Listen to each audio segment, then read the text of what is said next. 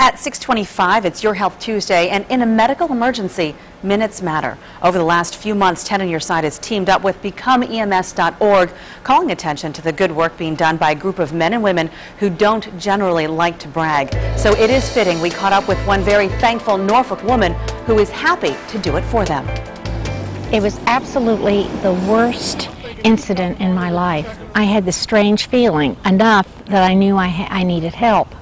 And I reached for the telephone, and that's the last I remember.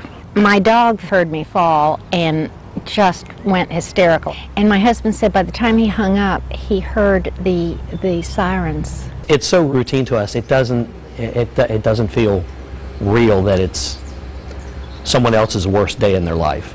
One February day a few years ago, these two strangers connected. The call came in as chest pain, possible heart attack, and we responded. We walked into Mrs. Hindmarsh's bedroom, and you could tell immediately that she was not feeling well. And I remember someone next to me saying, "I can't count this high." They were taking my pulse. He said, "It's up to 300. She's in distress. Let's go." And that was Doug. A firefighter who was also trained as a paramedic. You can normally find Doug Deaton at Norfolk Station 16.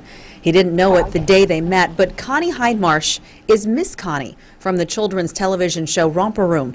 That day, she must have looked into her magic mirror and seen Deaton. He gave her medication to slow down her heart rate. Her body was quickly running out of oxygen. With a few minutes, she would not have been able to speak to us. I just love Doug. He saved my life. I will never forget him. He was so strong and so positive. We're just happy we were able to get to her as quickly as we could.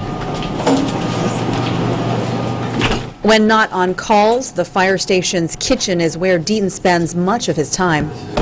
I like to make the best meals that I can because it gives us something to look forward to over the 24-hour day. And that's where the two met up again. Doug, do you remember me? How are you doing? Yes, ma'am. Oh my gosh. I just will never be able to thank you enough for saving my life. Well, thank you for saying so. I appreciate it. I don't know how to say thank you. And my family, you know, a part of my heart is with you. And I wouldn't be here today without you. Weeks after her heart attack, Connie Hindmarsh asked Norfolk Mayor Paul Frame to give an award to Fire Station 16 for saving her life.